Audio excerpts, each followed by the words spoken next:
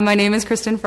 I teach 11th grade global history at the Urban Assembly School for Law and Justice in Brooklyn, New York. I came to New York from a very small town, sort of as a crazy whim kind of thing, and my parents and my family all live on the West Coast, and they still don't really understand why I'm here. If I had to give one piece of advice to a teacher who was coming to teach in New York City, I would say be open-minded and be ready for exciting surprises. But I think that's an important part of being a teacher, is learning how to deal with unexpected turns and having people from 8 different neighborhoods in your classroom and trying to manage having all of these different experiences all jumbled together. I think it's sort of learning to survive in New York is a lot like learning to survive in a New York classroom. I think all classrooms are diverse in some way.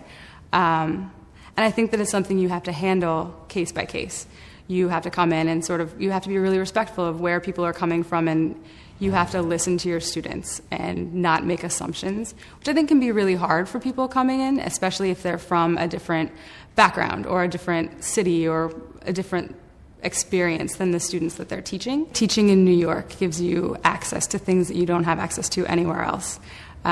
We can go on field trips to the Met and it's not a problem. You can go to Central Park if you're a science teacher, or you can go to the New York Historical Society if you're a history teacher. And along with that, because New York is New York, you can do that in a way that you can't in other places, whether it's going to see The Color Purple on Broadway when you're reading it in 10th grade, or going to see The Crucible and reading The Crucible at the same time, or taking a field trip to the UN when you're talking about the Holocaust. Those kinds of things are really inspiring and exciting, and they don't happen in other places. The community is a really important part of the school at the School for Law and Justice. We have numerous partnerships with law schools, with community centers, with the Boys and Girls Club next door, and they're a really important part of making our school a special place where students feel like they want to spend their time after 3 o'clock.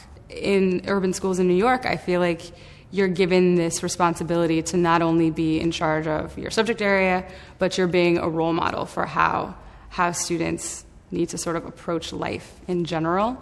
And I think that students in urban schools desperately want good teachers, and it's really important that people who are good teachers and have the potential to be good teachers seek out those positions in places where they're desperately needed.